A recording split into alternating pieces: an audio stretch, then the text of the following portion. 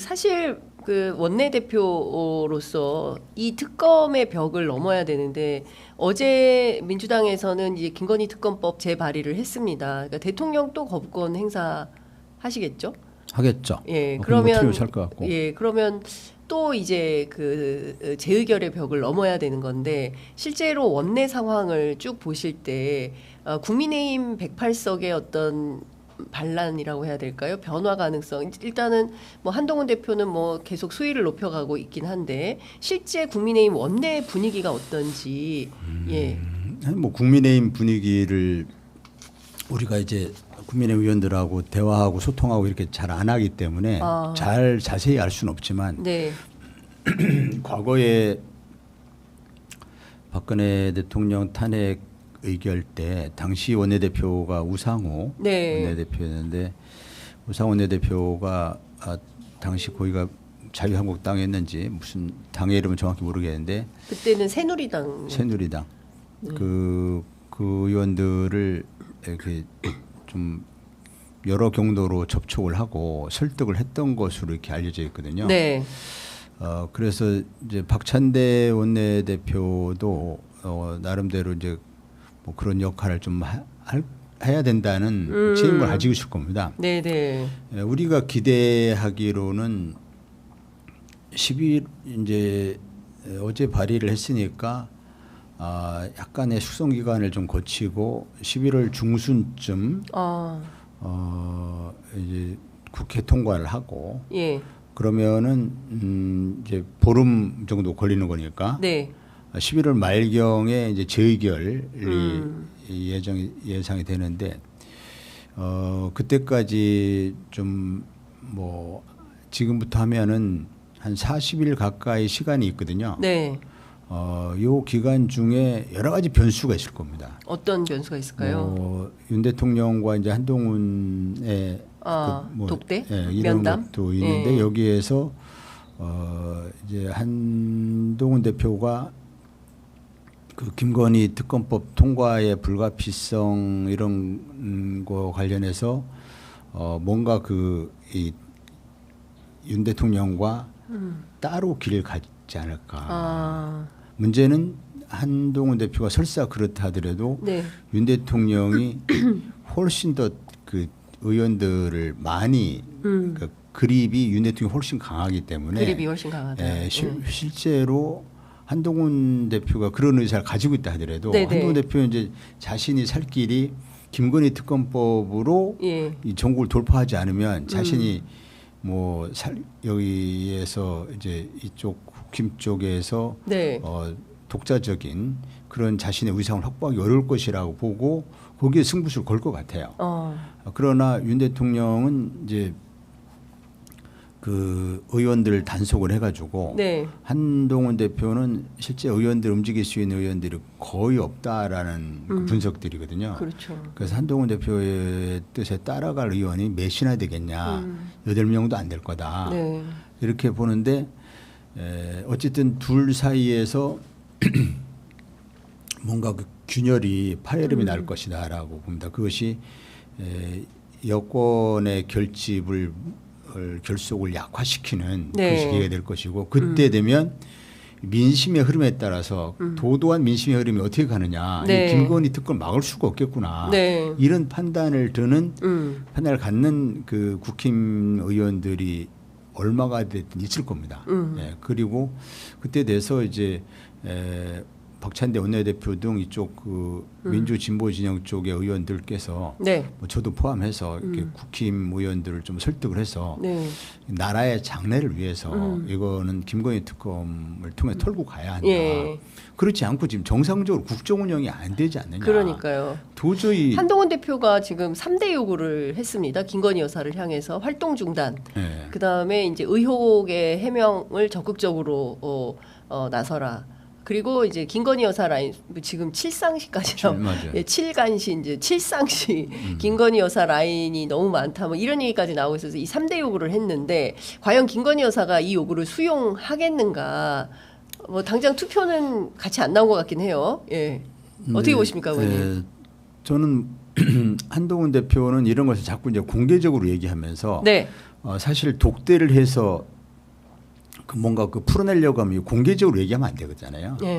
그 독대 요청하는 것도 공개적으로 하지 않아야 되는데 지금 독대를 공개적으로 자꾸 요청을 하고 한 대표가 그리고 이제 윤 대통령이 2차례인가 이렇게 거부를 하고 근데 이제 지금은 뭐 둘 사이에 공감된 이런 게 있겠죠. 절대로 탄핵은 막아보자. 탄핵은 막아보자에 대해서는 공감돼 있을 것 같아요. 근데 한동훈 대표는 탄핵은 막으려면 김건희 특검은 가야 된다. 이렇게 생각할 것 같고 윤 대통령을 도저히 받을 수 없겠죠. 그래서 갈등이 생길 거다. 그래서 한동훈 대표는 이제 그 독대를 마치고 나서 이제 제 갈 길을 가겠다라는 김건희 특검으로 돌파를 할 수밖에 없다.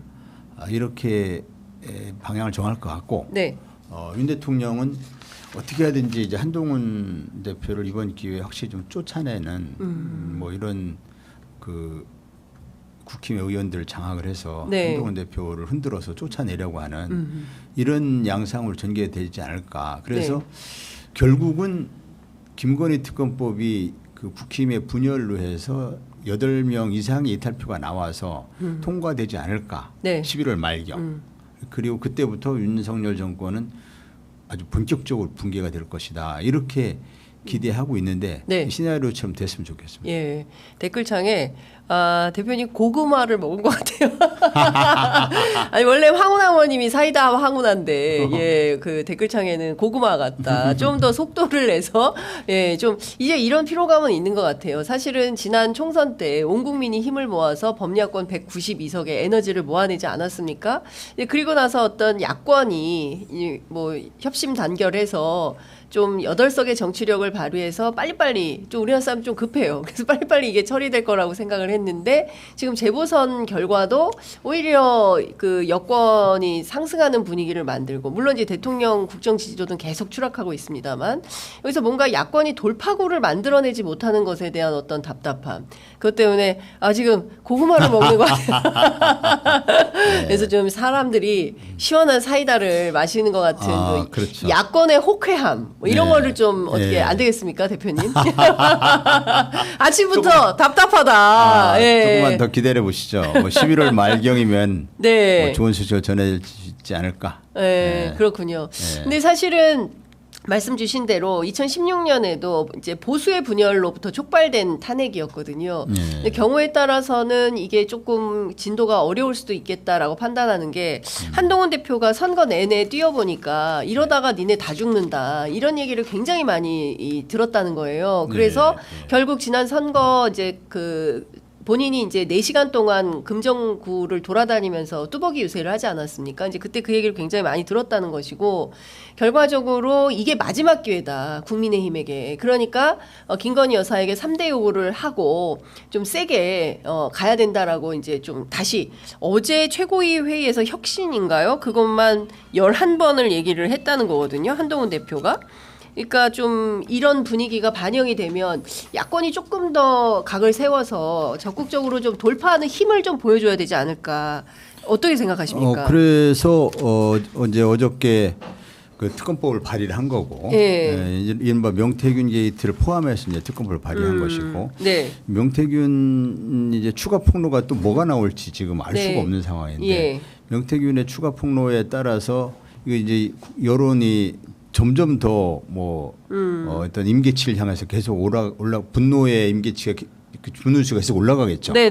그래서 그쯤 됐을 때 아마 11월 중순쯤 되지 않을까 싶고 그때에 대해서 이제 국회 통과하고 그때에 대해서 이제 국힘이 본격적으로 좀 분열되지 않을까라는 기대를 하는 것이죠. 그러면 11월 말경 재의결 때 통과될 것이다. 저는 김건희 특검법은 이번에는 통과되지 않을까. 그런데 이런 얘기합니다. 국민의힘과 이제 개혁신당 주변에서는 어떤 얘기를 하냐면 하나 실수한 게 있는 게 명태균 의혹을 포함시킨 거다. 왜냐하면 이 명태균 의혹에 걸린 사람이 많다. 국민의힘 내부에 지금 공개된 분만 20명이거든요. 그리고 정말 이상하게도 어제 명태균 씨가 소강 상태를 보였어요. 왜냐하면 국민의힘 쪽에 그 스피커들이 다 다 입을 닫았거든요. 김진태 의원 얼마나 말이 많습니까? 저 강원도지사 네, 그 사람 그렇게. 얘기 안 하고 있어요. 네. 그 박완수 경남지사도 아무 얘기도 안 하고 있습니다. 홍준표 시장 페이스북에 글을 올리고 있지만 입을 닫았고 김재현 최고위원은 방송도 중단했습니다. 그러니까 실제로 국민의힘에 걸려 있는 사람들이 많기 때문에 명태균 의혹이 들어가 있으면 아마도 이게 다 무기명이기 때문에 들어가서 땀만 먹을 거다. 명태균 의혹은 따로 풀었어야 되는 거 아니냐라는 게 국민의힘과 개혁신당 주변의 주장인데 이 점은 좀 어떻게 보십니까? 그런데 이제 거기에 해당되는 의원들도 있겠지만 네. 이것 때문에 정권이 무너지겠구나 이렇게 이제 불안을 느끼는 그래서 네, 이제 김건희 네. 털고 가야 된다, 명태균 네. 털고 가야 된다 이렇게 생각하는 네. 의원들이 훨씬 더 많을 수도 있죠. 그 반대로 해석을 하면 예. 거기에 해당되는 사람들은 똘똘 뭉치겠지만. 그러나 그 해당되지 않는 사람도 많을 거 아니에요. 네. 예컨대 20명이 해당됐을 때 적어도 100명 정도는 해당이 아니 80명 이상은 해당이 안 된다고 볼 수 있으니까. 명태균 씨가 2,000개 파일이 있다고 하고 그 중에 200개가 터지면 나라가 뒤집어진다고 얘기를 하고 있기 때문에 여건이 너무 이상하지 않습니까? 너무 갑자기 조용해지고 대응을 안 한다. 특히 대통령실 오로지 대응한 게 딱 하나 있으니 친오빠라는 거거든요. 그거 말고는 명태균 의혹과 관련해서 해명이 나온 게 없습니다.